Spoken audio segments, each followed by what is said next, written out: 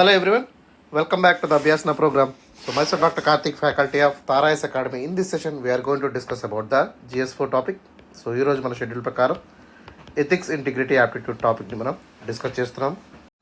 So before starting the session of Abhyasana let us know about the program details. ఒకసారి ప్రోగ్రామ్ని డీటెయిల్గా చూద్దాం. So ఈ అభ్యాసన ప్రోగ్రామ్ ఏదైతే ఉందో it is a daily mains answer writing series for the UPSC mains aspirants. ఎవరైతే UPSC mains examination prepare అవుతున్నటువంటి అభ్యర్థులు ఉన్నారో వారి కోసం ప్రత్యేకంగా ఈ ప్రోగ్రామ్ అంతా కూడా రూపొందించబడిందమ్మా. And this program is a completely free initiative and that was sponsored by the Tarayas academy. మన తారాయస్ అకాడమీ వాళ్ళు మొత్తం ప్రోగ్రామ్ అంతా కూడా మీకు ఫ్రీగా ఇచ్చేటువంటి ప్రయత్నం చేస్తున్నారు. The major objective of this programme ఏంటంటే, సో ఎవరైతే అండర్ ప్రివిలేజ్ పీపుల్ ఉన్నారో, ఎవరైతే lower sections of the society వాళ్ళు ఉన్నారో వాళ్ళందరికీ కూడా ఎడ్యుకేషన్ అనేది రీచ్ అవ్వాలి. So education should be reaches to the masses అనేటువంటి గోల్తో ఈ యొక్క ఫ్రీ ఇనిషియేటివ్ని లాంచ్ చేసామమ్మా. సో మొత్తం ప్రోగ్రామ్ అంతా కూడా మీకు ఫ్రీగా ఇవ్వడం జరుగుతుంది. సో దాదాపుగా ప్రోగ్రామ్ మనకి 6 months పాటు ఉంటుంది. సో ప్రతిరోజు కూడా క్వాలిటీ క్వశ్చన్స్ని మనం అప్లోడ్ చేయడం జరుగుతుంది. దాంతోపాటు డీటెయిల్డ్ ఆన్సర్ ఎక్స్ప్లెనేషన్ అనేది కూడా మన ఫ్యాకల్టీ ద్వారా మీకైతే ప్రొవైడ్ చేస్తాము. And at the same time ప్రతి ఒక్క రోజు కూడా మనం ఏదైతే క్వశ్చన్ ఇస్తున్నామో దానికి మోడల్ ఆన్సర్ పీడిఎఫ్స్ కూడా మీకు ప్రొవైడ్ చేయడం అయితే జరుగుతుంది. ఓకే, సో ఇదంతా కూడా మొత్తం ఫ్రీగా ఇవ్వడం జరుగుతుందమ్మా. సో దీనికి మీరు చేయాల్సిన పని ఏంటంటే, సో మన యొక్క తారాయస్ యూట్యూబ్ ఛానల్ మీరు సబ్స్క్రైబ్ చేసుకోండి. సో మొత్తం ప్రోగ్రామ్ అంతా కూడా బైలింగ్వల్ మోడ్లో ఉంటుంది, అంటే తెలుగు ఇంగ్లీష్ కలిపి మీకు చెప్పడం జరుగుతుంది.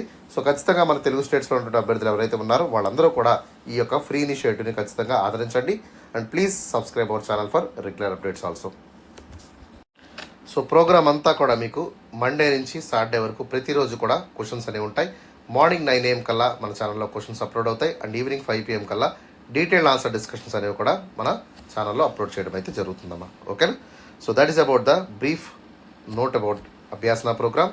Now let us move to the agenda of the program. ఒకసారి ప్రోగ్రామ్ డీటెయిల్స్ ఏంటి, ప్రోగ్రామ్ ఎందుకు తీసుకొచ్చాము, దీని యొక్క ఎజెండా ఏంటి, ఎలాంటి ఆబ్జెక్టివ్స్తో ప్రోగ్రామ్ అనేది ముందుకు వెళ్తుంది. ఓకే, సో మీకున్నటువంటి అవుట్కమ్స్ ఏంటో కూడా చెప్తాను, జాగ్రత్తగా వినండమ్మా.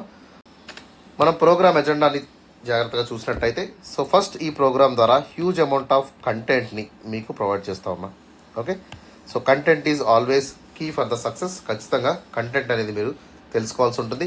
సో యూపీఎస్సీ లాంటి ఎగ్జామినేషన్లో సిలబస్ అనేది చాలా వాస్ట్గా ఉంటుంది. సో చాలా ఎక్కువ సిలబస్ని మనం అతి తక్కువ రోజుల్లో ఎట్లా కవర్ చేయాలంటే దానికి తగ్గ ప్రాపర్ ప్లానింగ్ అనేది మనకి చాలా ఇంపార్టెంట్. సో ఒక ప్లాన్డ్ ప్రోగ్రామ్ ద్వారా ఈ యొక్క అభ్యాసం అనేది మీకు కంటెంట్ డెలివర్ చేస్తుంది. ప్రతిరోజు కూడా ఒక థీమ్ ఆఫ్ క్వశ్చన్ని మీకు డెలివర్ చేయడంతో పాటు, సో దాదాపుగా 6 months ప్రోగ్రాంలో మనం ఆల్మోస్ట్ ఆల్ 150 థీమ్స్ని కవర్ చేస్తూ మొత్తం సిలబస్ని అంతా కూడా కాంప్రహెన్సివ్గా ఇన్ డీటెయిల్గా మనం కవర్ చేయడం జరుగుతుంది. సో దీని ద్వారా హ్యూజ్ అమౌంట్ ఆఫ్ కంటెంట్ని మీకు ప్రొవైడ్ చేయడంతో పాటు, సో కంటెంట్ ఎట్లా ఎన్రిచ్ చేసుకోవాలి అనేటువంటి విషయాల మీద కూడా అవగాహన పెంచేటువంటి ప్రోగ్రామ్గా ఇది ఉంటుంది. So the entire faculty will guide you through making the content. So content ఎట్లా మీరు మేక్ చేసుకోవాలి, ఏ విధంగా దాన్ని సో ఎన్రిచ్ చేసుకోవాలి అనేటువంటి అంశాల మీద కూడా కంప్లీట్గా మీకు డైరెక్షన్స్ అయితే ప్రోగ్రాంలో మెన్షన్ చేస్తాము. ఓకేనా? So that is about the first objective of Abhyasana. And coming to the second ఆబ్జెక్టివ్లోకి మనం వెళ్ళినట్టయితే, so second objective is answer writing skill upgradation. So మనకున్నటువంటి ఆన్సర్ రైటింగ్ స్కిల్ అప్గ్రేడేషన్ అనేది ఎట్లా పెంచుకోవాలి, సో ఏ విధంగా ఆన్సర్స్ అనేవి స్టార్ట్ చేయాలి అనేటువంటి డైలమా చాలామందికి ఉంటుంది. So most of the aspirants నేను ఎప్పుడైతే క్వారీస్ అడుగుతారో వాళ్ళు చెప్పేటువంటి విషయం ఏంటంటే అమ్మా, so people will read everything. So అందరూ కూడా చక్కగా ప్రిలిమ్స్ వరకు బాగా చదువుతారు. So they will able to complete the entire syllabus. But మెయిన్స్కి వచ్చేసరికి ఓకే, అవుట్ ఆఫ్ 100 స్టూడెంట్స్లో 90 స్టూడెంట్స్ ఫెయిల్ అయ్యేటువంటి అంశం ఏంటంటే they don't have practice. So ఎటువంటి ప్రాక్టీస్ అనేది వాళ్ళు చేయకుండా డైరెక్ట్గా ఎగ్జామినేషన్కి వెళ్ళిపోతూ ఉంటారు. సో అట్లాంటి వాళ్ళకి ఏమవుతుందమ్మా, ఆబ్వియస్లీ ఎవరైతే 10% ప్రాక్టీస్ చేస్తారో వీళ్ళు మాత్రమే సర్వీసెస్లోకి వెళ్తున్నారు, మిగతా వాళ్ళందరూ కూడా ఫిల్టర్ అయిపోయి బయటకు వచ్చేస్తున్నారు. ఓకే, ఇక్కడ మనకు కావాల్సింది ఏంటి, మెయిన్స్ ఎగ్జామినేషన్లో you need lot of practice అనేది చాలా చాలా ఇంపార్టెంట్. ఓకే, సో దానికోసం మన యొక్క ప్రోగ్రామ్ అనేది కంప్లీట్గా డిజైన్ చేయబడిందమ్మా. సో ప్రతిరోజు కూడా మనం క్వశ్చన్స్ ఇస్తాము. సో దాని ద్వారా ఆ క్వశ్చన్ ఎట్లా చదవాలి, సపోజ్ మనకిచ్చినటువంటి క్వశ్చన్ ఎట్లా ఉంది, క్వశ్చన్లో ఉన్నటువంటి కీవర్డ్స్ ఏంటి, okay, demand of the question ఏంటి, అర్థమైందా? సో అదేవిధంగా క్వశ్చన్ని మనం సింగిల్ క్వశ్చన్కి అడుగుతున్నారా, మల్టిపుల్ క్వశ్చన్స్కి అడుగుతున్నారా, దీన్ని ఎట్లా అడ్రస్ చేయాలి. సో కొన్నిసార్లు ఆన్సర్స్ని పాయింట్ ఫార్మాట్లో రాయాల్సి ఉంటుంది, కొన్నిసార్లు పారాగ్రాఫ్ ఫార్మాట్లో రాయాల్సి ఉంటుంది. ఇట్లాంటి అంశాలన్నింటినీ కూడా మనం ఇన్ డీటెయిల్గా ప్రోగ్రాంలో డిస్కస్ చేద్దాం. అట్ ద సేమ్ టైం మనకి ఆన్సర్ అప్రోచ్ని ఎట్లా రాయాలి అనేటువంటి విషయాన్ని మీద కూడా మనం ఖచ్చితంగా తెలుసుకోవాల్సి ఉంటుంది. And one more important aspect ఏంటంటే క్వశ్చన్లో మనకి డైరెక్టివ్స్ ఉంటాయమ్మా. సో డైరెక్టివ్స్ అంటే ఏంటి అనేటువంటి విషయంలోకి వెళ్ళినట్టయితే సో క్వశ్చన్లో మనం తరచుగా చూస్తున్నటువంటి వర్డ్స్ ఏంటంటే డిస్కస్ అనేటువంటి వర్డ్ చూస్తూ ఉంటాం, ఇలాబరేట్, అదేవిధంగా క్రిటికల్లీ అనలైజ్, కామెంట్, ఇలూసిడేట్, ఎక్స్ప్లెయిన్, ఇట్లాంటి రూట్ వర్డ్స్ అన్నిటినీ కూడా సో తరచుగా అడుగుతూ ఉంటారు. వాటి యొక్క మీనింగ్స్ అన్నీ కూడా మన ప్రోగ్రాంలో తెలుసుకుందాము. అదేవిధంగా వీటిని ఎట్లా అడ్రస్ చేయాలనేటువంటి అంశం మీద కూడా మనం కంప్లీట్గా డిస్కస్ చేయడం అయితే జరుగుతుంది. Okay, and coming to the answer అప్రోచ్లోకి వెళ్ళినట్టయితే ఇంట్రడక్షన్ ఎట్లా రాయాలి అనేటువంటి అంశం మీద మనం తెలుసుకోవాల్సి ఉంటుంది. సో ఇంట్రడక్షన్ ఎప్పుడు కూడా బ్రీఫ్గా 3 to 4 లైన్స్లో రాసేటువంటి ప్రయత్నం చేయండి. And always language of the introduction ఎట్లా ఉండాలమ్మా, సింపుల్గా ఉండాలి. సో సపోజ్ మనకి జనరల్ ఎస్సే క్వశ్చన్ అనుకోండి, దీంట్లో మనం యానోక్డోట్స్ అనేటువంటివి అంటే స్టోరీస్ యూజ్ చేస్తూ మనం ఇంట్రడక్షన్ ఇవ్వచ్చు. సో మోస్ట్లీ మీరు సింపుల్ లాంగ్వేజ్ యూటిలైజ్ చేస్తూ ఇంట్రడక్షన్స్ని బిల్డ్ చేయండి అమ్మా. ఓకే, సో జాగ్రన్స్ ఏమి యూటిలైజ్ చేయకుండా సింపుల్గా కాంప్రహెన్సివ్గా రాయడానికి ప్రయత్నం చేయండి. And coming to the body of the ఆన్సర్లోకి మనం వెళ్ళినట్టయితే సో బాడీలో మనం చూసినట్టయితే we need to structure the answer. So answer ఎట్లా స్ట్రక్చర్ చేయాలి, so tone of the answer అంటే ఏంటి, అదేవిధంగా ఇంపార్టెంట్ వాల్యూ ఎడిషన్స్ని ఎట్లా యాడ్ చేయాలి అనేటువంటి అంశాలన్నింటినీ కూడా ఇన్ డీటెయిల్గా మన ప్రోగ్రాంలో చూద్దాం. అండ్ ఫైనల్లీ కన్క్లూషన్ ఆస్పెక్ట్లోకి వెళ్ళినట్టయితే సో కన్క్లూషన్ కూడా మీరు ఓవరాల్గా పాజిటివ్గా, ప్రోగ్రెసివ్గా, అదేవిధంగా ప్రామిసింగ్గా ఉండేటువంటి విధంగా మీరు ప్రయత్నం చేయండి. సో పాజిటివ్గా, ప్రోగ్రెసివ్గా, ప్రామిసింగ్గా ఉండాల్సినటువంటి అవసరం ఎంతైనా ఉంటుంది. దాంతోపాటు మొత్తం టాపిక్ని అంతా కూడా సమరైజ్ చేస్తూ కాంప్రహెన్సివ్గా మీరు కన్క్లూషన్ అయితే రాయాల్సి ఉంటుంది. ఓకే, సో ఈ విధంగా మన ప్రోగ్రాంలో మెయిన్స్ ఆన్సర్ రైటింగ్ ఎట్లా రాయాలి, ఎంత కాంప్రహెన్సివ్గా రాయాలి అనేటువంటి అంశాల మీద కూడా చూసాము. సో క్వశ్చన్ ఎట్లా అడ్రస్ చేయాలి, ఆన్సర్ ఎట్లా రాయాలి అనేటువంటి అంశాలను కూడా ప్రోగ్రామ్ ద్వారా కంప్లీట్గా మనం డిస్కస్ చేద్దాము. So now coming to the third important agenda of the programme, that is the time management. So UPSC exam అనేది ఇట్స్ ఏ లెంగ్తీ ఎగ్జామినేషన్ అమ్మా, మీకు అందరికీ తెలుసు. Okay, and the syllabus is also very very vast. దాదాపుగా మనకి mains ఎగ్జామినేషన్లో మనం 9 పేపర్స్ని రాయాల్సి ఉంటుంది.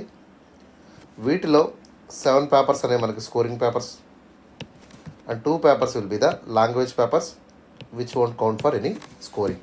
ఓకే, సో ఇంత లెంతీ ఎగ్జామినేషన్లో ప్రతిరోజు కూడా పొద్దున్న మధ్యాహ్నం రాయాల్సినటువంటి పరిస్థితి ఉంటుంది. సో ప్రతి ఒక్క అభ్యర్థి ఎవరైతే ఉన్నారో వీళ్ళందరూ కూడా ఈ యొక్క ప్రెషర్ని తట్టుకునే విధంగా టైంని ఎంత ఎఫెక్టివ్గా, ఎఫిషియెంట్గా యూటిలైజ్ చేసుకోవాలంటే అంశం మీద కూడా ఖచ్చితంగా you have to be train. So through this program of Abhyasana we will train you regarding the examination. So ఎగ్జామినేషన్లో ఎట్లా రాయాలి అనేటువంటి అంశం మీద సో ఇంక్రిమెంటల్ వైజ్గా స్లోగా మీరు ఎలా ట్రైన్ అవ్వాలి అనేటువంటి దాని మీద కూడా కంప్లీట్గా ప్రోగ్రామ్ ఉంటుంది. ఓకే, సపోజ్ మనకున్నటువంటి ఎగ్జామినేషన్ తీసుకున్నట్టయితే సో జిఎస్ పేపర్స్ ఉంటాయి మనకి, అదేవిధంగా జనరల్ ఎస్సే పేపర్స్ ఉంటాయి. సో జిఎస్ పేపర్స్లో మనకి 10 మార్కుల క్వశ్చన్స్ ఉంటాయి, 15 మార్క్స్ ఉంటాయి. అదేవిధంగా జనరల్ ఎస్సేలో మనకి సెక్షన్ ఏలో 4 జనరల్ ఎస్సేస్లో 1 రాయాల్సి ఉంటుంది, సెక్షన్ బిలో 4 జనరల్ ఎస్సేస్లో 1 రాయాల్సి ఉంటుంది. అంటే దాదాపుగా ఫుల్ టైంలో అంటే 3 hours ఆఫ్ టైంలో మీరు 2 జనరల్ ఎస్సేస్ని రాయాల్సి ఉంటుంది. సో ఇప్పుడు ఏ క్వశ్చన్ని ఎంత టైంలో రాయాలి అనేటువంటి అంశాన్ని మనం చూద్దాం. సో 10 మార్కర్స్ మనం తీసుకుందాం, 15 మార్క్స్ క్వశ్చన్ మనం తీసుకుందాం. అదేవిధంగా జనరల్ ఎస్సే టాపిక్ని మనం తీసుకోవడం జరుగుతుంది. సో జనరల్ ఎస్సే అంటే మనకి it will be around 125 marks కదమ్మా. సో 10 మార్కర్స్ని మనం 150 వర్డ్ లిమిట్లో రాయాల్సి ఉంటుంది. ఓకే, అండ్ మీ నుంచి యూపీఎస్సీ అట్లీస్ట్ 2 పేజీల ఆన్సర్ ఎక్స్పెక్ట్ చేస్తుంది. అండ్ దాంతోపాటు 10 మార్కర్స్కి మనకి ఇచ్చినటువంటి టైం లిమిట్ ఎంతమ్మా, that will be around 7 to 8 minutes, 7 నుంచి 8 నిమిషాల లోపే మనం ఆన్సర్ని ఫినిష్ చేయాల్సి ఉంటుంది. ఓకే, సో 15 మార్కర్ క్వశ్చన్ మనం తీసుకున్నట్టయితే దీన్ని 250 వర్డ్ లిమిట్లో రాయాల్సి ఉంటుంది. అండ్ యూపీఎస్సీ మీ నుంచి అట్లీస్ట్ 3 పేజ్ ఆన్సర్ అయితే ఎక్స్పెక్ట్ చేస్తుంది. అండ్ మనకి 15 మార్కర్స్కి మనకున్నటువంటి టైం కన్స్టెంట్స్ ఎంతమ్మా, so that will be around 11 to 12 minutesలో మనం ఆన్సర్ని అయితే కంప్లీట్గా ఫినిష్ చేయాల్సి ఉంటుంది. ఓకేనా, now let us see the general essay topic తీసుకున్నట్టయితే సో 1200 వర్డ్ లిమిట్ని యూపీఎస్సీ మెన్షన్ చేసింది. అండ్ రఫ్లీ 12 నుంచి 14 పేజెస్ వరకు మీరు ఆన్సర్ని రాసుకోవచ్చు. అండ్ టైం వచ్చేసి మనకి 90 మినిట్స్ అమ్మ, అంటే 1.5 అవర్లో మనం ఒక జనరల్ ఎస్ఐని అయితే కంప్లీట్ చేయాల్సి ఉంటుంది. ఓకేనా. సో ఈ విధంగా మనకి ఇచ్చినటువంటి టైం లిమిట్లో సో క్వశ్చన్స్ని ఎట్లా రాయాలి అనే దాని మీద సో కంప్లీట్గా ప్రాక్టీస్ అనేది మనకి అభ్యాసన ప్రోగ్రామ్ ద్వారా ఉంటుంది. సో ఈ విధంగా 10 మార్కర్స్ ఎంత టైంలో రాయాలి, 15 మార్కర్స్ ఎంత టైంలో రాయాలి, జనరల్ ఎస్ఐని ఎంత టైంలో రాయాలి అనేటువంటి పూర్తి అవగాహన అయితే మీకు కల్పించడం జరుగుతుంది. దాంతోపాటు రెగ్యులర్గా almost all 6 months of practice అనేది మన ప్రోగ్రామ్ ద్వారా సో స్టూడెంట్స్కి అయితే ఇవ్వడం జరుగుతుందమ్మా. ఓకేనా. సో ఈ విధంగా మనం అయితే ప్రోగ్రామ్ అంతా కూడా ప్రీ ప్లాన్డ్గా మనం ఎజెండా ద్వారా ముందుకు వెళ్తాము. అండ్ మొత్తం ఆల్మోస్ట్ ఆల్ మనకి 150 థీమ్స్ని ఈ విధంగా మనం డిస్కస్ అయితే చేయడం జరుగుతుందమ్మా. ఓకేనా. So that is about the complete objectives of the Abhyasana. Now let us move to the schedule of the program. ఒకసారి ప్రోగ్రామ్ షెడ్యూల్ని కూడా మనం ఇన్ డీటెయిల్గా చూద్దాం.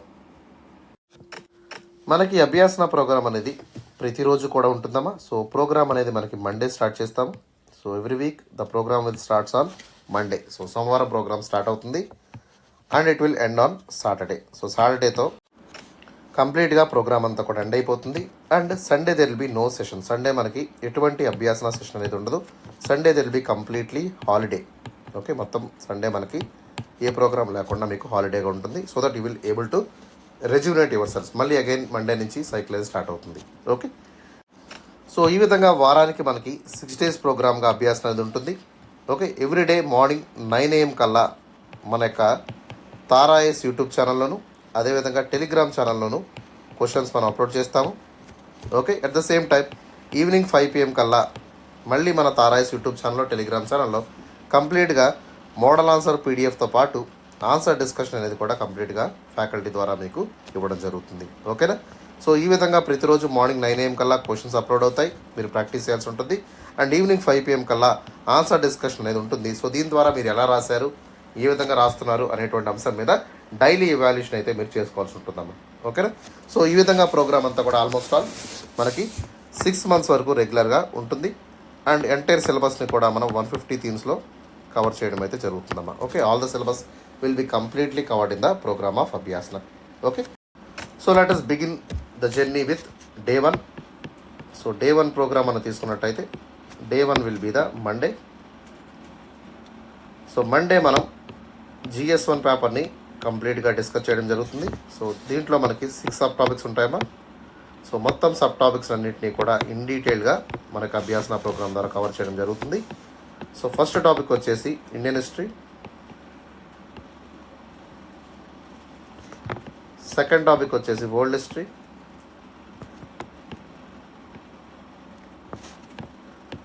థర్డ్ టాపిక్ వచ్చేసి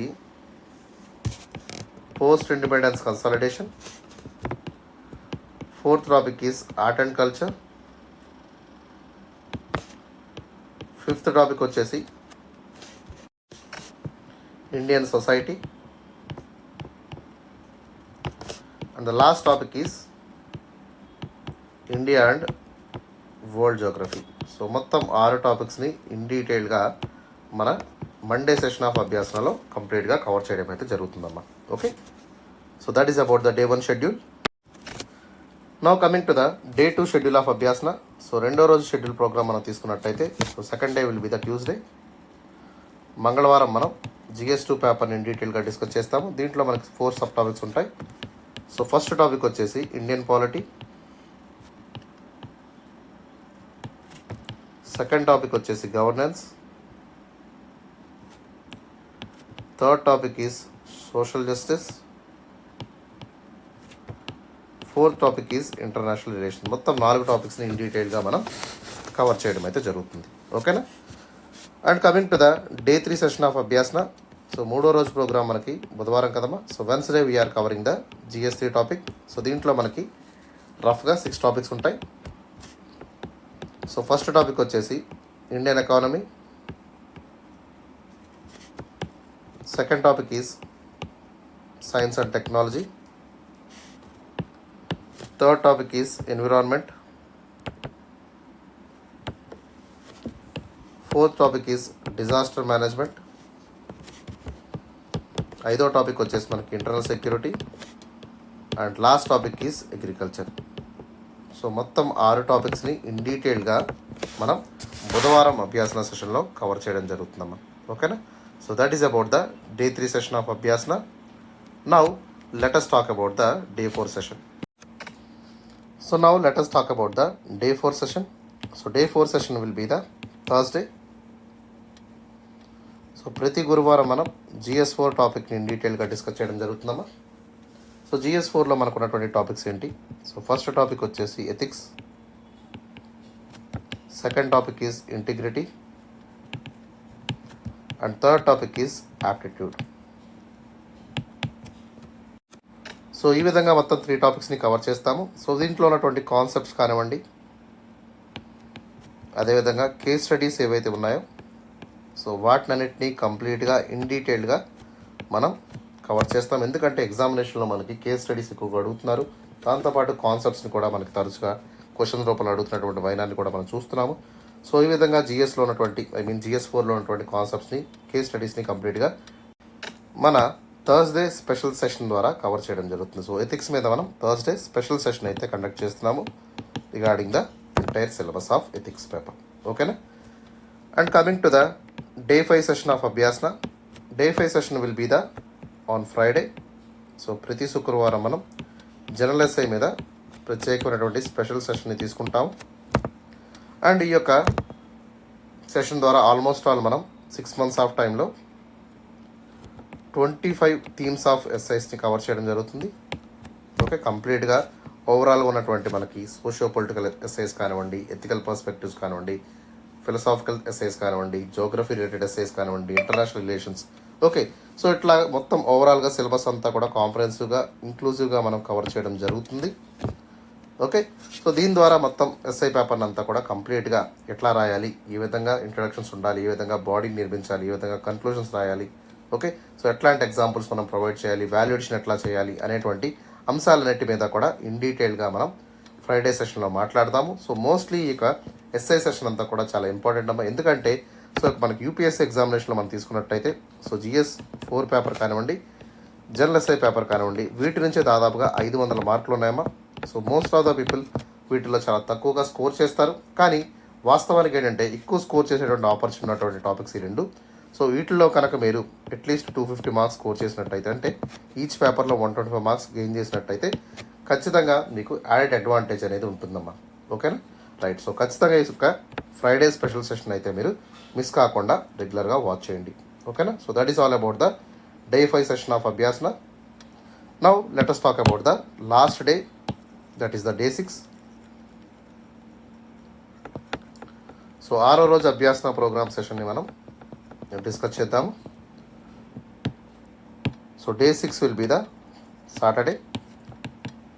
సో శనివారం మనం ప్రత్యేకంగా కరెంట్ అఫైర్స్ మీద సెషన్ అయితే తీసుకోవడం జరుగుతుంది. అండ్ ఆల్సో దిస్ సెషన్ ఏంటంటే ఇది కూడా స్పెషల్ సెషన్ అమ్మా.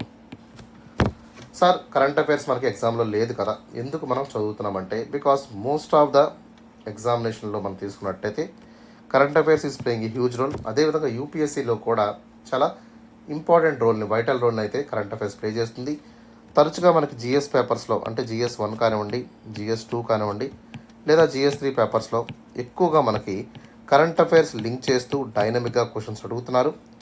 సో వీటినన్నింటినీ కూడా మనం ఆన్సర్ చేయాలంటే ఖచ్చితంగా మనం కరెంట్ అఫైర్స్ మీద మ్యాక్సిమం గ్రిప్ అయితే సాధించాల్సి ఉంటుంది. సో దానికోసం మనం చేయాల్సినటువంటి పని ఏంటమ్మా, సో ప్రతిరోజు కూడా everyday morning at least 8 to 9 AM కల్లా మీరు ఏం చేస్తారు, హిందూ న్యూస్ పేపర్ తీసుకొని మినిమం 30 minutes వరకు హిందూ పేపర్లో ఉన్నటువంటి ఆర్టికల్స్ని, ఎడిటోరియల్స్ని చదవండి. దాంతోపాటు షార్ట్గా నోట్స్ రాసుకునేటువంటి ప్రయత్నం చేయండి. సో ఈ విధంగా మీరు సంవత్సరం అంతా చేసినట్టయితే కరెంట్ అఫైర్స్ అనేది ఎక్కడ మిస్ కాకుండా, ఓకే, బర్డెన్ కాకుండా మీకు ఈజీగా స్కోర్ చేసేటువంటి అవకాశం ఉంటుంది. అర్థమవుతుందమ్మా?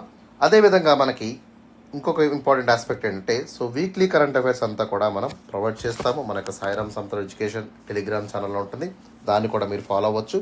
ఓకే, సో మోస్ట్లీ ఆ వీక్లో కవర్ చేసినటువంటి కరెంట్ అఫైర్స్ ఏవైతే ఉన్నాయో దాంట్లోంచి ఒక ఇంపార్టెంట్ థీమ్ని మనం తీసుకోవడం జరుగుతుంది. సో ఆ థీమ్ని మనం క్వశ్చన్ అండ్ ఆన్సర్ ఫార్మాట్ ద్వారా మన యొక్క సాటర్డే అభ్యాసన సెషన్లో మీకు one of the current affairs క్వశ్చన్గా దాన్ని ఇవ్వడం జరుగుతుంది. సో తద్వారా ఆ వీక్లో ఉన్నటువంటి ఇంపార్టెంట్ కరెంట్ అఫైర్స్ని క్వశ్చన్ ద్వారా మనం ఏం చేస్తున్నాము, కవర్ చేయడం అయితే జరుగుతుందమ్మా. సో ఈ విధంగా కరెంట్ అఫైర్స్ని వీక్లీ కూడా మనం కవర్ చేస్తాము. And finally one more important aspect ఏంటంటే మంత్లీ కన్సాలిడేషన్స్. సో ఖచ్చితంగా ప్రతి ఒక్కరు కూడా మంత్లీ కన్సాలిడేషన్స్ నెగ్లెక్ట్ చేద్దామా? Okay, most of the people చెప్తారు బల్కీగా ఉంటుంది, సో ఎక్కువ టాపిక్స్ ఉంటాయి, మనం చదవక్కర్లేదు అని. But according to my experience I'm telling you, ఖచ్చితంగా ఇది మాత్రం మ్యాండేటరీగా చేయాల్సి ఉంటుంది. సో డైలీ కరెంట్ అఫైర్స్ మనం రెగ్యులర్గా చదవాలి, దాంట్లో ఎటువంటి సందేహం లేదు. అండ్ మన యొక్క అభ్యాసన ప్రోగ్రామ్ కూడా ఒక క్వశ్చనే కాబట్టి మీరు వీక్లీ ఫాలో అవ్వండి, నో ప్రాబ్లం. ఎందుకంటే ఇంపార్టెంట్ క్వశ్చన్స్ అన్నింటినీ కూడా మనం ఇక్కడ ప్రోగ్రామ్ ద్వారా ఇవ్వడం జరుగుతుంది. Almost all 25 to 30 important current affairs themes మనం కవర్ చేస్తాం కాబట్టి so please don't miss the special session on Saturday. అదేవిధంగా మంత్లీ మ్యాగజైన్స్లో మిమ్మల్ని మొత్తం చదవమంటలేదమ్మా. సో మీరు ఇక్కడ డైలీ కరెంట్ అఫైర్స్లోను వీక్లీ కరెంట్ అఫైర్స్లోను ఏవైతే మిస్ అయ్యారో సో వాటిని మాత్రమే పిక్ చేసుకొని ఎగ్జామ్ ఓరియంటెడ్గా ఏవైతే ఇంపార్టెంట్ ఉన్నాయో వాటిని మాత్రమే చదవండి. అంటే ఏంటి? So you need to read in a selective approach. Monthly మ్యాగజైన్ని సెలెక్టివ్గా మాత్రమే చదవండి.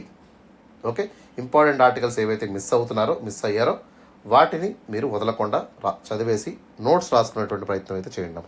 ఓకేనా?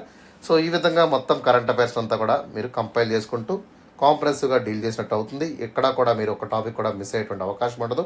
సో జిఎస్లో ఎట్లాంటి క్వశ్చన్ ఇచ్చినా కూడా మీరు కంప్లీట్గా ఆన్సర్ రాసేటువంటి అవకాశం కూడా మీకు ఏర్పడుతుంది. And one more important aspect అంటే మీ తోటి ఆస్పెక్ట్స్ ఎవరైతే ఉన్నారో వాళ్ళకంటే కూడా ఒక బెటర్ కాంపిటేటివ్ అడ్వాంటేజ్ ఉంటుంది. ఓకే, ఫ్లెక్సిబిలిటీ ఉంటుంది. One of the finest and best ఆన్సర్స్ని మీరు మెయిన్స్ ఎగ్జామినేషన్లో కూడా రాయగలుగుతారు if you are following the current affairs. Okay, so trust me, this is going to work. ఖచ్చితంగా ఇదంతా కూడా మీకు హెల్ప్ చేస్తుంది. Okay, so please follow the అభ్యాసన ప్రోగ్రామ్ రెగ్యులర్లీ. ఖచ్చితంగా ప్రోగ్రామ్ మీరు రెగ్యులర్గా ఫాలో అయినట్టయితే సో 6 months ఆఫ్ టైంలో మీరు one of the finest and best results అయితే చూస్తారు. సో మీకే మిరకల్గా అనిపిస్తుందన్న, అర్థమవుతుందా? Right. So that is all about the program of అభ్యాసన. సో అభ్యాసన యొక్క ఆబ్జెక్టివ్స్, ఎజెండా, ఓకే, అదేవిధంగా అవుట్కమ్స్ మనం చూసాము. ఓకే, దాంతోపాటు కంప్లీట్గా వీక్లీ షెడ్యూల్ అంతా కూడా చూడడం జరిగింది. Now let us move to the question of the day. ఈరోజు ప్రశ్న ఏంటో మనం చూద్దాం. సో ఒకసారి క్వశ్చన్ చూడండమ్మా. What are the challenges and barriers that hinder the application of emotional intelligence in administration and governance? How these can be addressed by fostering a positive and supportive organisational culture and also climate? Okay, so క్వశ్చన్ని మీరు జాగ్రత్తగా చదివినట్టయితే ఇక్కడ theme ఏంటమ్మా? So question చదవగానే మీకు agenda of the question, theme of the question మీకు అర్థం అవ్వాలి. అంటే they are asking the major keyword of emotional intelligence. So ఇది థీమ్ అనమాట. ఎమోషనల్ ఇంటెలిజెన్స్ గురించి ఇక్కడ ప్రశ్న అడిగారు. సో ఎమోషనల్ ఇంటెలిజెన్స్లో ఎలాంటి ఆస్పెక్ట్స్ అడిగారమ్మా? They are asking about what kind of challenges or barriers that are hindering the application of emotional intelligence in perspective of the administration. So అడ్మినిస్ట్రేషన్లో ఎమోషనల్ ఇంటెలిజెన్స్ యూజ్ చేయకుండా okay ఎట్లాంటి barriers అనేవి, ఎట్లాంటి challenges అనేవి మనం ఎదుర్కొంటున్నాము అనేటువంటి అంశాన్ని ఫస్ట్ క్వశ్చన్గా ఇక్కడ అడిగారు. Okay, and coming to the second క్వశ్చన్లో మనం చూసినట్టయితే how these can be addressed, అంటే ఈ యొక్క ఎమోషనల్ ఇంటెలిజెన్స్ని అడ్డుకునేటువంటి ఛాలెంజెస్ని మనం ఏ విధంగా బ్లాక్ చేయాలి, ఏ విధంగా మనం పాజిటివ్గా సపోర్టివ్ ఆర్గనైజేషన్ కల్చర్ని, క్లైమేట్ని ఏ విధంగా అలవర్చుకోవాలి అనేటువంటి అంశాన్ని రెండవ ప్రశ్నగా మనకి ఇక్కడ అడిగారు. సో ఓవరాల్గా మనకి క్వశ్చన్ వచ్చేసి 10 మార్కుల క్వశ్చన్ అమ్మా. దీన్ని 150 word లిమిట్లో రాయాల్సి ఉంటుంది, మీకు తెలుసు. దాంతోపాటు యూపీఎస్సీ మీ నుంచి అట్లీస్ట్ 2 పేజీల ఆన్సర్ ఎక్స్పెక్ట్ చేస్తుంది. అండ్ టైం లిమిట్ వచ్చేసి మనకి 7 to 8 minutes లోపే మనం ఆన్సర్ని కంప్లీట్గా ఫినిష్ చేయాల్సి ఉంటుంది. ఓకేనా? So that is about the question. Now let us see the answer discussion. ఒకసారి అప్రోచ్లోకి చూద్దాం. ఇక్కడ డైరెక్ట్గా మనకి థీమ్ ఏంటమ్మా? Emotional intelligence. So emotional intelligence గురించి మీరు బ్రీఫ్గా రఫ్గా 3 to 4 లైన్స్లో సింపుల్గా ఎటువంటి జాగరన్స్ లేకుండా ఎమోషనల్ ఇంటెలిజెన్స్ అంటే ఏంటో 3 నుంచి 4 లైన్స్లో రాస్తే సరిపోతుంది. Okay, that will be introduction. నా బాడీ ఆఫ్ ద ఆన్సర్లోకి వెళ్ళినట్టయితే సో ఈ యొక్క అడ్మినిస్ట్రేటివ్ సెక్టార్లో కానివ్వండి లేదా గవర్నెన్స్ పర్స్పెక్టివ్స్లో మనం తీసుకున్నట్టయితే సో ఖచ్చితంగా మనం డైలీ డే టు డే బిజినెస్లో మనకు ఎదురయ్యేటువంటి ఛాలెంజెస్ ఉంటాయి, మనకు అబ్స్టకల్స్ ఉంటాయి. వాటినన్నిటినీ కూడా ఏ విధంగా ఎమోషనల్ ఇంటెలిజెన్స్ యూటిలైజ్ చేసుకుంటూ మనం ముందుకు వెళ్ళాలి. సో మనకు ఎదురయ్యేటువంటి ఛాలెంజెస్ కానివ్వండి, బ్యారియర్స్ కానివ్వండి, సో వీటన్నిటినీ కూడా ఎఫెక్టివ్గా మనకు ఎమోషనల్ ఇంటెలిజెన్స్ యూటిలైజ్ చేస్తూ అడ్మినిస్ట్రేటివ్ ఎఫిషియన్సీని, గవర్నెన్స్ని మనం ఫుల్ఫిల్ చేయాల్సి ఉంటుంది. దాంతోపాటు మనకు ఉండేటువంటి ఛాలెంజెస్ ఏవైతే ఉన్నాయో రిగార్డింగ్ మనకి అడ్మినిస్ట్రేటివ్ పరంగా రెగ్యులర్గా ఎమోషనల్ ఛాలెంజెస్ మనం ఫేస్ చేస్తూ ఉంటాము, బ్యారియర్స్ ఫేస్ చేస్తూ ఉంటాము. సో వాటినన్నింటినీ కూడా మనం ప్లగ్ చేసుకుంటూ ఒక పాజిటివ్ ఎన్వైరన్మెంట్ని, ఓకే, అదేవిధంగా సపోర్టివ్ ఎన్వైరన్మెంట్ని మనం ఎట్లా క్రియేట్ చేసుకోవాలి, దాంతోపాటు ఒక ఆర్గనైజేషనల్ అదేవిధంగా కోఆపరేటివ్ కల్చర్ని ఏ విధంగా మనం ముందుకు తీసుకెళ్లాలనేటువంటి అంశాన్ని కూడా మనం బాడీ ఆఫ్ ద ఆన్సర్లో డిస్కస్ చేద్దాం. అండ్ ఫైనల్లీ కన్క్లూషన్లోకి వెళ్ళినట్టయితే, ఓకే, సో ఖచ్చితంగా జనరల్ అడ్మినిస్ట్రేషన్లో మనకి రకరకాల ఛాలెంజెస్ ఎదురవుతాయి. ఓకే, మన వర్క్ ప్రోగ్రెస్ని ఎంటర్ చేసేటువంటి ఆబ్స్టికల్స్ ఉంటాయి. కానీ వీటినన్నింటినీ కూడా మనం ఎఫిషియెంట్గా బ్లాక్ చేసుకుంటూ సీమ్లెస్గా అడ్మినిస్ట్రేషన్ని మనం ముందుకు తీసుకెళ్లాలనుకుంటే ఖచ్చితంగా ఎక్కడ ఒత్తిడి తొలగకుండా ఎమోషనల్ ఇంటెలిజెన్స్ అనేటువంటి కాన్సెప్ట్ని మనం ఎఫెక్టివ్గా యూటిలైజ్ చేయడం ద్వారా ఏమవుతుందమ్మా, ఒక పాజిటివ్ ఆర్గనైజేషన్ కల్చర్ని మనం ఎస్టాబ్లిష్ చేసుకోగలుగుతాము. అదేవిధంగా సో కోఆపరేటివ్ క్లైమేట్ని కూడా మనం తీసుకొచ్చేటువంటి అవకాశం మనకి ఏర్పడుతుంది. ఓకేనా? సో ఈ విధంగా మనకు టాపిక్ కన్క్లూషన్ అయితే 3 to 4 లైన్స్లో చేయండి అమ్మా.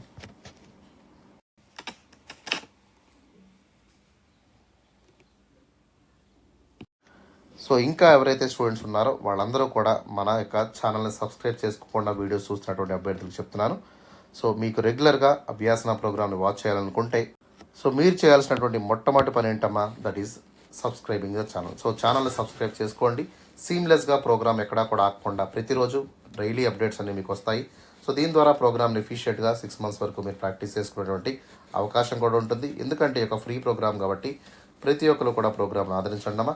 అండ్ అక్కడే ఉన్నటువంటి బెల్ ఐకాన్ని కూడా మీరు క్లిక్ చేసినట్టయితే కంప్లీట్గా మీకు okay without any delay so morning 9 AM కల్లా మనం క్వశ్చన్ అప్లోడ్ చేయగానే మీకు నోటిఫికేషన్ వస్తుంది. అదేవిధంగా ఈవినింగ్ 5 PM కల్లా ఆన్సర్ డిస్కషన్ అప్లోడ్ చేయగానే మీకు వెంటనే నోటిఫికేషన్ అయితే రావడం జరుగుతుంది. ఓకే, దీని ద్వారా మీరు ఫాస్ట్గా యాక్ట్ చేసుకునేటువంటి అవకాశం ఉంటుంది.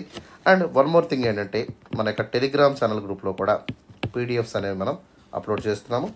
సో పీడిఎఫ్ని మీరు డౌన్లోడ్ చేసుకోవాలనుకుంటే మన టెలిగ్రామ్ ఛానల్లో కూడా జాయిన్ అవ్వండమా. అండ్ ఫైనల్లీ ఇన్స్టాగ్రామ్ పేజెస్లో దాంతోపాటు ఇన్స్టాగ్రామ్ పోస్ట్ ఏవైతే ఉన్నాయో వాటిని కూడా లైక్ చేయండి. సో దట్ ఎట్లాంటి ఇన్ఫర్మేషన్ ఏదైనా నోటిఫికేషన్ కానివ్వండి, అనౌన్స్మెంట్ కానివ్వండి, లేదా కొత్త టైం టేబుల్ లేదా అప్డేట్స్ ఏమైనా ఉన్నట్టయితే వాటినన్నింటినీ కూడా మీరు ఫస్ట్ యాక్సెస్ చేసుకునే అవకాశం ఉంటుంది. ఓకేనా? And kindly please follow us in the YouTube, Telegram as well as the Instagram also.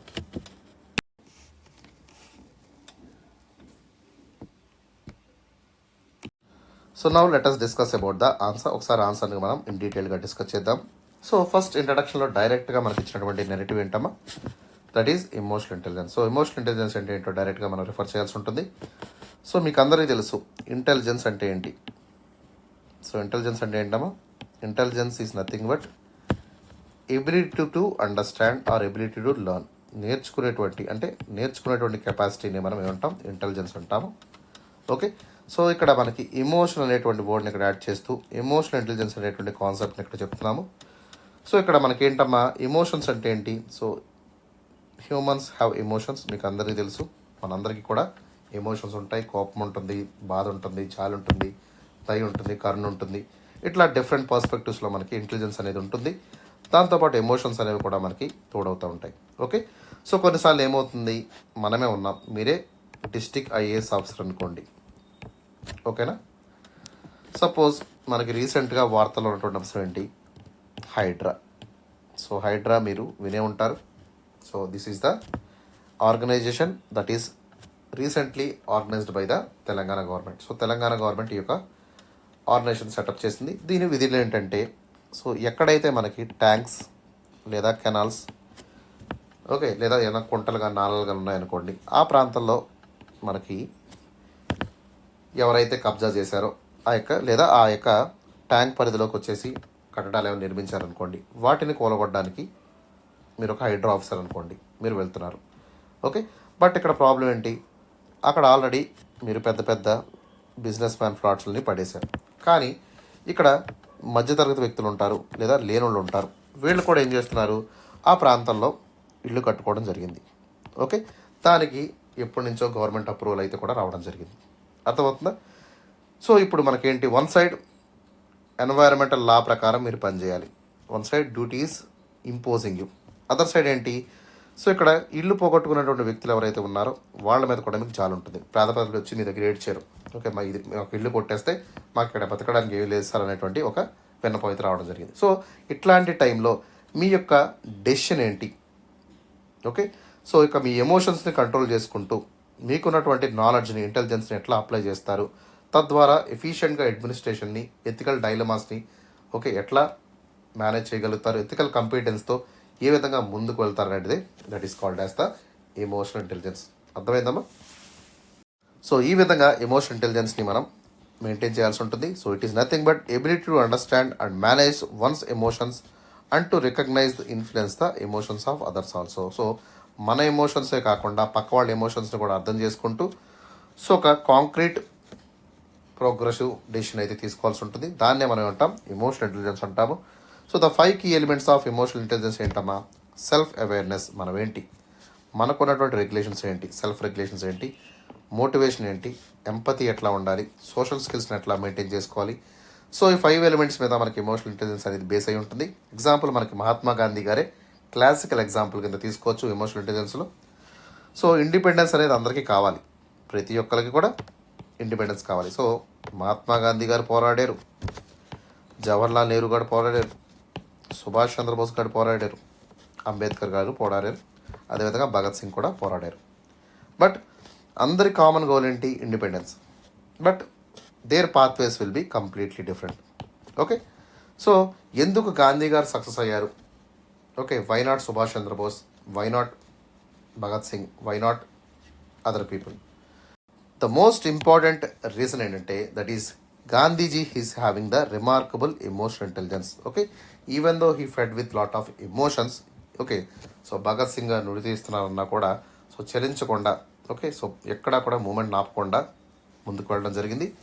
So that's why he was called as father of nation అనేటువంటి పేరు కూడా ఇవ్వడం జరిగింది, మీకు అందరికీ తెలుసు. అండ్ సో ఆయన చేసినటువంటి కృషి వల్ల India led to the independence. So non violent movement ద్వారా, అంటే సో అందరూ కూడా మూమెంట్ చేశారు, నేను కాదంటలేదు, బట్ ఆయన ఫాలో చేసినటువంటి యూనిక్ మెథడాలజీ ఏదైతే ఉందో, ఎమోషనల్ ఇంటెలిజెన్స్ ఏదైతే మెయింటైన్ చేశారో, నాన్ వైలెంట్ రెసిస్టెన్స్ని ఏదైతే తీసుకొచ్చారో, దాంతోపాటు సెల్ఫ్ అవేర్నెస్ని, ఎంపతిని, సోషల్ స్కిల్స్ని, ఓకే, ఏ విధంగా వీటన్నిటినీ కూడా ఒక డైవర్స్ కమ్యూనిటీస్ ఉన్నటువంటి ఇండియాలో అందరినీ కూడా ఐక్యంగా చేస్తూ ఒక కామన్ కాజ్ కోసం ఆయన పోరాడినటువంటి వైనాన్ని మనం ఇక్కడ ఎమోషనల్ ఇంటెలిజెన్స్ ఎగ్జాంపుల్ కింద చెప్పొచ్చు. ఓకేనా? So that is about the basic introduction of emotional intelligence. మీకు అర్థమైంది అనుకుంటున్నాను. And coming to the challenges of the emotional ఇంటెలిజెన్స్లోకి వెళ్ళినట్టయితే, సో ఖచ్చితంగా బ్యూరోక్రసీలో ఉండేటువంటి మొట్టమొదటి కన్స్ట్రెంట్ ఏంటమ్మా? సో హైరార్కిల్ స్ట్రక్చర్ అంటే ఏంటి?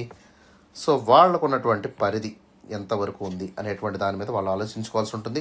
సపోజ్ జూనియర్ ఆఫీసర్స్ ఎవరైతే ఉన్నారో, so they will be constrained by the senior officials. Okay, even though వాళ్ళకి ఎమోషన్స్ ఉన్నా కూడా, ఓకే, వాళ్ళకి స్కిల్ ఉన్నా కూడా ఎమోషనల్ ఇంటెలిజెన్స్ని అప్లై చేయకుండా, సో ఇక హైరార్కీ ఏదైతే ఉంటుందో, అంటే బాసిజం ఏదైతే ఉంటుందో, సో దీనివల్ల ఏమవుతుందమ్మా, ఇన్నోవేటివ్గా, ఎంపతిక్గా సొల్యూషన్స్ తీసుకునేటువంటి అవకాశం అనేది ఏర్పడదు. Okay, suppose superintendent of police ఉంది, డిఎస్పి ఉన్నారు, సర్కిల్ ఇన్స్పెక్టర్ ఉన్నారు, ఇన్స్పెక్టర్ ఉన్నారు, ఓకే సబ్ ఇన్స్పెక్టర్ ఉన్నారు, ఓకే, ఏఎస్సీ ఉన్నారు. సో ఈ విధంగా హైరార్కీ అనేది ఎస్టాబ్లిష్ అయింది. ఇప్పుడు ఎస్పీ గారు వద్దన్న పని, అంటే even though he knows that is wrong, okay, DSP ఏం చేస్తారు, వెంటనే చేయగలుగుతారా? ఖచ్చితంగా చేయలేరు. Okay, he has to follow the hierarchy. So hierarchical constant అంటే పై వాళ్ళు చెప్పినటువంటి మాటలు ఖచ్చితంగా వాళ్ళు విని తీరాలి అనేటువంటి రిజిడిటీ అనేది మనకి ఇక్కడ మెయింటైన్ అవుతుంది. సో సెకండ్ ఇంపార్టెంట్ ఆస్పెక్ట్ ఏంటంటే వర్క్ లైఫ్ ఇంబ్యాలెన్స్. సో దాదాపుగా ఒక సర్వే ప్రకారం 37% సివిల్ సర్వెంట్స్ ఆఫ్ ఇండియా ఎవరైతే ఉన్నారో, సో వాళ్ళకి వర్క్ అంతా కూడా బర్డెన్ఫుల్గా ఉండడం జరిగింది. ఓకే, సో హాలిడేస్ అనేవి లేకుండా పోయే కంటిన్యూస్ వర్క్ వల్ల ఏమవుతుందమ్మా, సో ఎమోషనల్గా వాళ్ళు డ్యామేజ్ అవుతున్నారు.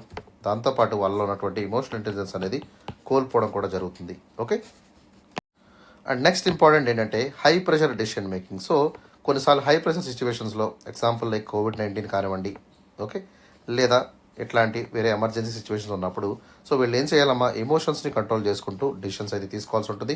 సో ఎప్పుడైతే ప్రజలు సక్కం అయిపోయారో ఆటోమేటిక్గా ఏమవుతుందమ్మా, సో నెగిటివ్ ఇంపాక్ట్ అనేది ఎంపథిక్ లీడర్షిప్ మీద పడుతుంది, డెసిషన్ మేకింగ్ మీద పడుతుంది.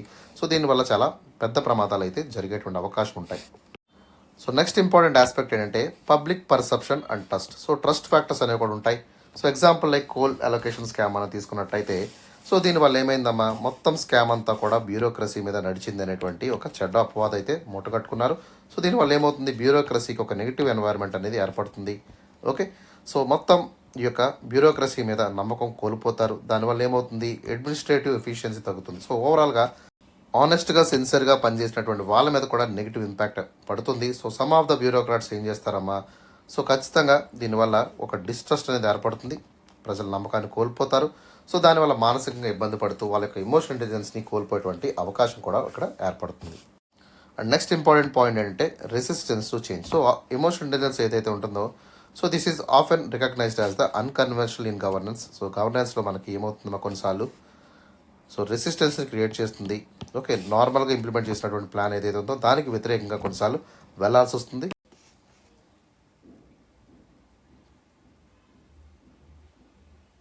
సో మనకి తరచుగా వేరియస్ ఇండియన్ స్టేట్స్లో మనం చూసినట్టయితే ఒక బ్రాడర్ రెసిస్టెన్స్ అనేది ఏర్పడుతుంది. సో ఎప్పుడైతే ఒక రెసిస్టెన్స్ అనేది మనకి ఏర్పడుతుంది, దానివల్ల ఎమోషనల్ ఇంటెలిజెన్స్ అప్రోచెస్ అనేవి కూడా మనకి దెబ్బతింటాయి. Okay, and next one is the stressful work environment. So ఖచ్చితంగా అడ్మినిస్ట్రేటివ్ ఆఫీసర్స్ ఎవరైతే ఉన్నారో, మెయిన్లీ పోలీస్ ఆఫీసర్స్ మనకు తీసుకున్నట్టయితే తరచుగా వాళ్ళందరూ కూడా ఇంటెన్స్ ప్రెషర్లో ఉంటారు. ఎగ్జాంపుల్ మనకి ఢిల్లీ రైట్స్ కేసు చూడండి. సో ఈ విషయంలో ఎక్కువగా పోలీసులు బాగా నలిగిపోయారు. సో హై స్ట్రెస్ ఎన్వైర్న్మెంట్లో వర్క్ చేయడం వల్ల ఏమవుతుందమ్మా, వాళ్ళ ఎమోషన్స్ అనేవి ఎఫెక్టివ్గా క్యారీ అవ్వవు. దాంతోపాటు ఎమోషనల్ ఇంటెలిజెన్స్ని కూడా ఎఫెక్టివ్గా డెలివర్ చేసేటువంటి అవకాశం వాళ్ళు కోల్పోతారు. And last one is the lack of discretionary power. So bureaucrats కూడా మనకి ఏంటమ్మా, so they will of and bound by the rules and regulations. So వాళ్ళ యొక్క డిస్క్రిషన్ అనేది చాలా లిమిట్గా ఉండేటువంటి పరిస్థితి ఉంది. ఇట్లాంటి లిమిట్, రిజిడిటీ వీటి వల్ల ఏమవుతుంది, ఎఫెక్టివ్గా వాళ్ళ ఎమోషనల్ ఇంటెలిజెన్స్ని అడ్మినిస్ట్రేషన్లో అప్లై చేయడానికి, గవర్నెన్స్లో యూజ్ చేయడానికి అయితే కష్టంగా మారుతుంది. ఓకేనా, సో ఈ విధంగా వాళ్ళకి ఎదుర్కొన్నటువంటి ఛాలెంజెస్ మనం చూసాము. సో ఈ యొక్క ఛాలెంజెస్ని ఏ విధంగా ఓవర్కమ్ చేసుకుంటూ మనం ముందుకు వెళ్ళాలి, ఒక పాజిటివ్ అండ్ సపోర్టివ్ ఆర్గనైజేషన్ కల్చర్ని ఏ విధంగా తీసుకురావాలంటే ఖచ్చితంగా సో వర్క్ లైఫ్ బ్యాలెన్స్ని వాళ్ళు మెయింటైన్ చేయాల్సి ఉంటుంది. సో ఖచ్చితంగా రెగ్యులర్గా వాళ్ళకి లీవ్స్ ఇవ్వడంతో పాటు ఫ్లెక్సిబుల్ వర్కింగ్ అవర్స్ని మెయింటైన్ చేయడం ద్వారా వాళ్ళకి ఎమోషనల్ వెల్బీయింగ్ని మనం క్యారీ చేస్తూ ముందుకు వెళ్ళినట్టయితే ఒక పాజిటివ్ ఎన్వైర్న్మెంట్ అయితే నడుస్తుందమ్మా. దాంతోపాటు ఫ్లెక్సిబిలిటీ కూడా డిపార్ట్మెంట్స్లో మెయింటైన్ చేయాల్సి ఉంటుంది. అండ్ సెకండ్లీ మనం తీసుకున్నట్టయితే so emotional intelligence faced training ప్రోగ్రామ్స్ని కూడా వాళ్ళకి ఇవ్వాల్సి ఉంటుంది. సో ఎట్లాంటి క్లిష్ట పరిస్థితుల్లో కూడా వాళ్ళు ఎమోషనల్ ఇంటెలిజెన్స్ని వదులుకోకుండా వాళ్ళని ట్రైన్ చేయాల్సి ఉంటుంది. ఎందుకంటే so here the skills has to be train. Okay, మనం ఎట్లాగైతే ఎడ్యుకేషన్ ట్రైన్ చేస్తున్నామో, ఓకే ఇన్ని సంవత్సరాలు మనం ఒక జాబ్ కోసం ఎట్లా ట్రైన్ అవుతున్నామో, అదేవిధంగా మన యొక్క బ్రెయిన్ని కూడా ఎమోషనల్ ఇంటెలిజెన్స్ మీద ట్రైన్ చేయాల్సి ఉంటుంది. ఎస్పెషల్లీ సో ఐఏఎస్ అభ్యర్థులు కానివ్వండి, ఐపీఎస్ అభ్యర్థులు కానివ్వండి, సో వీళ్ళకి వాళ్ళ కరికులంలో కానివ్వండి ఎప్పుడూ కూడా ఎమోషనల్ ఇంటెలిజెన్స్ అనేటువంటి సబ్జెక్ట్ని కూడా ఇంక్లూడ్ చేయాల్సి ఉంటుంది. ఓకే, సో వీటి ద్వారా వాళ్ళు ఏమవుతారమ్మా, ఒక సాఫ్ట్ స్కిల్ని అక్వైర్ చేయడంతో పాటు ఓవరాల్గా రోబస్ట్గా తయారయ్యేటువంటి అవకాశం ఉంటుంది. Okay, and next point is encouraging the open communication. So ప్రతి ఒక్కరిని కూడా ఓపెన్ కమ్యూనికేషన్ ఎంకరేజ్ చేయాల్సి ఉంటుంది. సో దీని ద్వారా ఏమవుతుంది, నెక్సెస్ అనేది డిపార్ట్మెంట్స్ మధ్య ఉండేటువంటి అవకాశం ఉండదు. సో కన్స్ట్రక్టివ్ మేనేజ్మెంట్ స్కిల్స్ ద్వారా వీళ్ళు ఓపెన్గా ముందుకు వెళ్ళేటువంటి అవకాశం ఉంది. ఎగ్జాంపుల్ మనకి తమిళనాడు ప్రాంతంలో okay there is a session called open house session. So ఈ సెషన్లో ఏం చేశారమ్మా, సో అన్ని డిపార్ట్మెంట్స్ వచ్చి అక్కడ పార్టిసిపేట్ చేస్తూ వాళ్ళ యొక్క ఒపీనియన్స్ని ఎఫెక్టివ్గా చెప్తూ ఫైనల్గా ఒక కన్స్ట్రక్టివ్ డెసిషన్ అయితే గవర్నమెంట్ తీసుకోవడం జరిగింది. సో ఈ విధంగా ఓపెన్ కమ్యూనికేషన్స్ని కూడా మనం ఎంకరేజ్ చేయాల్సి ఉంటుంది. And next will be the leadership development. So మన యొక్క ట్రైనింగ్ లీడర్స్ ఎవరైతే ఉన్నారో వాళ్ళందరినీ కూడా ఎఫెక్టివ్గా ఎమోషనల్ ఇంటెలిజెన్స్ మీద ట్రైన్ చేయాల్సి ఉంటుంది. సో ఎగ్జాంపుల్ మనకి రీసెంట్గా ఐఏఎస్ ఆఫీసర్ అనిల్ స్వరూప్ గారిని తీసుకున్నట్టయితే సో ఆయన ఒక ఎంపథిక్ అప్రోచ్ ఏదైతే ఉంటుందో సో దీనివల్ల ఏమైందమ్మా, మొత్తం ఎమోషనల్ ఇంటెలిజెన్స్ లీడర్షిప్ మీద ఇంపాక్ట్ అయింది. Okay, and last one will be the feedback and appraisal system. So ఖచ్చితంగా ఎమోషనల్ ఇంటెలిజెన్స్ క్రైటీరియాలో పర్ఫార్మెన్స్ అప్రైజల్స్ అనేవి ఉండాలి. సో వీటి వల్ల ఏమవుతుందమ్మా, ఫర్దర్గా వాళ్ళు స్కిల్స్ని ఎక్వైర్ చేసుకునే అవకాశం ఉంది. సో దాంతోపాటు 360 degrees ఫీడ్బ్యాక్ని ఎప్పటికప్పుడు ప్రమోట్ చేయడంతో పాటు ఓకే పిఎస్యూస్లో కూడా ఈ విధమైనటువంటి సిస్టమ్స్ మనం తీసుకువెళ్ళినట్టయితే ఖచ్చితంగా దీనివల్ల ఓవరాల్గా సిస్టమ్ అంతా కూడా ఎఫెక్టివ్గా వర్క్ చేస్తుంది.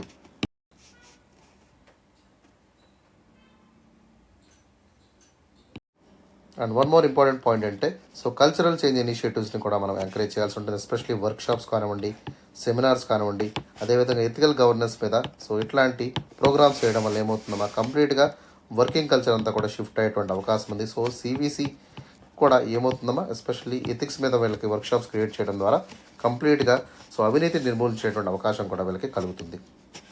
అండ్ నెక్స్ట్ ఇంపార్టెంట్ పాయింట్ ఏంటంటే ఇన్క్లూజివ్ పాలసీ మేకింగ్. సో ఈ యొక్క డైవర్స్ పాలసీ గ్రూప్స్ ఎవరైతే ఉన్నారో వాళ్ళందరినీ కూడా పాలసీ ఫార్ములేషన్లో స్టేక్ హోల్డర్స్గా ఉంచాల్సి ఉంటుంది. సో వాళ్ళందరినీ కూడా ఎథికల్గాను ఎంపతికల్గా ఎట్లా వర్క్ చేయాలి అనేటువంటి అంశాల మీద కంప్లీట్గా ట్రైన్ చేయాల్సి ఉంటుంది. ఎగ్జాంపుల్ మనకి సో నేషనల్ ఎడ్యుకేషన్ పాలసీ 2020 ఈ విధంగా ఎథికల్గాను ఎంపతికల్గా ఎట్లా వర్క్ చేయాలి అనేటువంటిది సో మనకు మెయింటైన్ చేస్తూ ఈ యొక్క పాలసీని అయితే రూపొందించడం జరిగిందమ్మా. ఓకేనా? That means all the members should be included in the policy making. So ఫైనల్గా కన్క్లూషన్లోకి వెళ్ళినట్టయితే సో ఖచ్చితంగా మనం ఏం చేయాలమ్మా, ప్రతి ఒక్కరు కూడా ఎవరైతే గవర్నమెంట్ సర్వీసెస్లో ఉన్నారో వాళ్ళందరూ కూడా ఎమోషనల్ ఇంటెలిజెన్స్ యొక్క ఇంపార్టెన్స్ని గ్రహించాల్సి ఉంటుంది. అదేవిధంగా అడ్మినిస్ట్రేషన్లో వర్కింగ్ ఫీల్డ్లో ఈ యొక్క ఎమోషనల్ ఇంటెలిజెన్స్ ఎఫెక్టివ్గా ఎట్లా యూటిలైజ్ చేయాలి, దాంతోపాటు ట్రెడిషనల్ బ్యారియర్స్ని ఏ విధంగా ఓవర్కమ్ చేసుకుంటూ ఒక ఎఫెక్టివ్ ఎంపథిక్ అండ్ ఎథికల్ రెస్పాన్సివ్ గవర్నెన్స్ని ఈ విధంగా ఇవ్వాలి అనేటువంటి దాని మీద కూడా వీళ్ళు వర్క్ చేయాల్సి ఉంటుంది. సో దీని ద్వారా ఏమవుతుందమ్మా, ఒక బ్రైటర్ ఫ్యూచర్ని మనం సివిల్ సర్వెంట్స్ ద్వారా సొసైటీకి అందించేటువంటి అవకాశం అయితే మనకు ఏర్పడుతుంది. ఓకేనా? So that is all about for the today's topic. I hope మీకు టాపిక్ అర్థమైంది అనుకుంటున్నాను. ఏదైనా డౌట్ ఉన్నట్టయితే వెంటనే కామెంట్ సెక్షన్లో మీరు కామెంట్ చేయండి. Within 24 hours of time me queries అన్నింటినీ కూడా నేను అడ్రస్ చేస్తాను. అండ్ చాలా ఎఫర్ట్స్ పెట్టి ఈ యొక్క వీడియోస్ అయితే చేస్తున్నామా. So please give a like to my video and మన యొక్క ఫ్రెండ్స్ అండ్ ఫ్యామిలీ మెంబర్స్ ఎవరైతే ఉన్నారో వాళ్ళకి వీడియో షేర్ చేయండి. అండ్ ఓవరాల్గా మన యొక్క ఛానల్ని కూడా సబ్స్క్రైబ్ చేసుకోండి. ఓకేనా? So that's all for today. Have a great day.